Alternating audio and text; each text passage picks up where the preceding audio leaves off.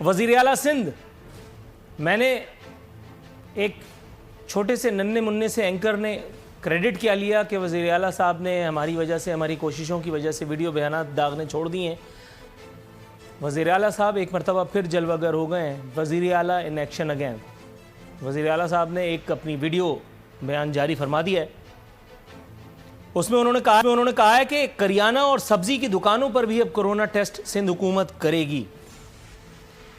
कुछ दिलजलों का यह ख्याल है कि इसका मतलब है कि अब कोरोना होलसेल में होगा। इस कोरोना और इस कोरोना की किट के बारे में जितनी रिसर्च अब तक मैंने की है, जितने लोगों से मैंने मुलाकात की है, गुफ्तगू की है, जितनी चीज़ें मैं जमा कर रहा हूँ, इकट्ठी कर रहा हूँ, मैं ये बात अब बासानी कह सकता हूँ कि अगर किसी सीएनजी रिक्शे पर भी ये किट आजमाई जाए तो इंशाअल्लाह ताला उसमें भी कोरोना की तशखीस आराम से की जा सकती है। ऊपर से सिंध सरकार ने जाहिर है कि ये इल्ज़ाम भी लगाया था कि वफाक ने हमें ख़राब किट्स दी।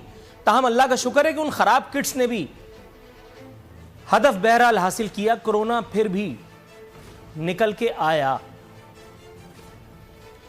वज़ीर आला फरमा रहे हैं कि सूबे में कोरोना के 450 मजीद केसेस सामने आ गए हैं। हो सकता है कि ऐसा हुआ हो। वज़ीर आला एक जिम्मेदार आदमी होता है, यकीनन जब उन्होंने कहा है तो हमें मानना ही होगा। ताहम इसके लिए हमें थोड़ा सा माजी के बंद दरीचों को खोलना पड़ेगा और हमें यह सोचना पड़ेगा कि क्या यही वो वज़ीर आला नहीं है जिन्होंने कहा था कि कराची में 300 से ज़ायद पुरअसरार अमवात हुई हैं, जिस पर सीमी जमाली साहिबा भी गड़बड़ा गई थी। ऐसा कब हुआ?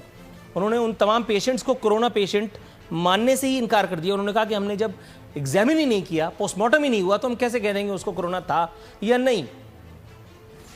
आपको याद होगा कि उसके बाद वज़ीर आला ने एक और बयान दागा था और उन्होंने ये बताया था कि कराची में कोरोना इतना होलसेल में दस्तयाब है कि अब अस्पतालों में जगह नहीं है। मैं उसी वक्त से तुला बैठा था कि ये बात गलत साबित करूंगा। अल्लाह रब्बुल इज़्ज़त का एहसान है, सुम्मा अल्हम्दुलिल्लाह, कि कल मैंने ये बात गलत साबित कर दी।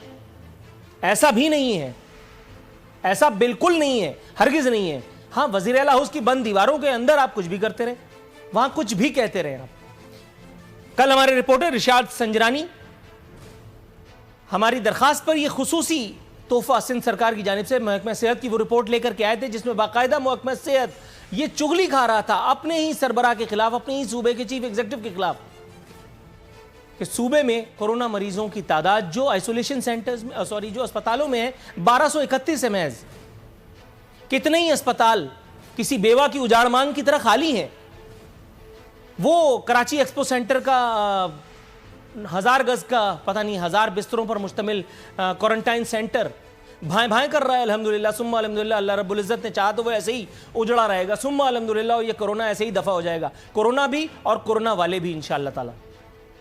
वाले का मतलब वो नहीं जिनको हो गया, वाले का मतलब कुछ और है। यहाँ वज़ीर आला मौसूफ ने फरमाया कि डॉक्टर फुरकान मरहूम, जिनको वेंटिलेटर दस्तयाब न होने के सबब जिन्होंने अपनी ज़िंदगी की ये बाजी हार दी थी, वज़ीर आला साहब ने ये इंकशाफ फरमाया कि महकमा सेहत की जो इंक्वायरी है वो हो चुकी है, तहकीकाती रिपोर्ट सामने आनी बाकी है।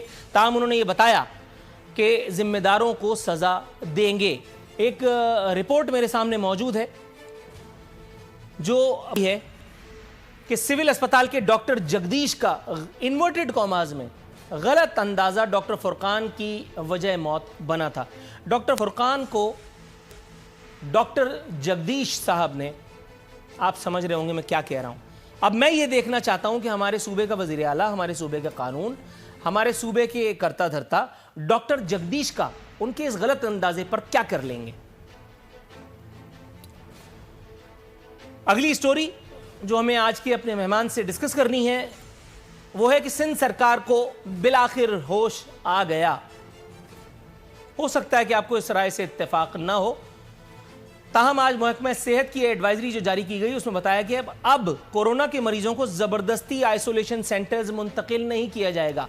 अब जबकि खैर से 2 महीने गुजर चुके, अब जबकि कोरोना का खौफ हमने टेलीविजन पर, टेलीफोन के जरिए हर जगह से होलसेल में बिकवाया है। आप किसी को टेलीफोन कीजिए, एक आंटी आकर के आपको tie tie tie tie tie करके बोर कर देती है कि कोरोना इतना खतरनाक है कि अभी फोन तुम्हारे हाथ से गिर जाएगा, तुम्हें दिल का दौरा पड़ जाएगा, तुम्हें इजराइल नजर आएगा और तुम फना फिल्ला हो जाओगे।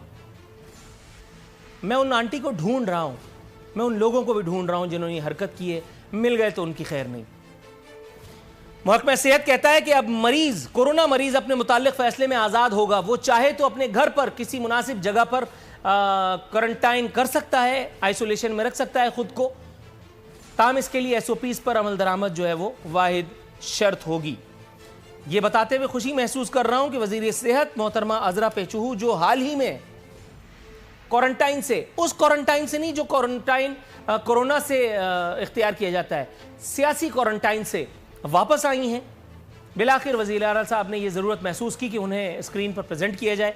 वो वापस आई हैं और उन्होंने ये एतराफ़ किया कि इस मामले से मुंसलिक जो हसासियत है वो अब हमारे सब को आजमा रही है। कोरोना मरीज को अछूत, मर्ज को हुआ बाकायदा बना लिया गया है। एम्बुलेंस एक ऐसा धब्बा इस माशरे में बन चुकी है कि अगर खुदा न खास्ता किसी मोहल्ले में आ गई तो सब डर जाते हैं।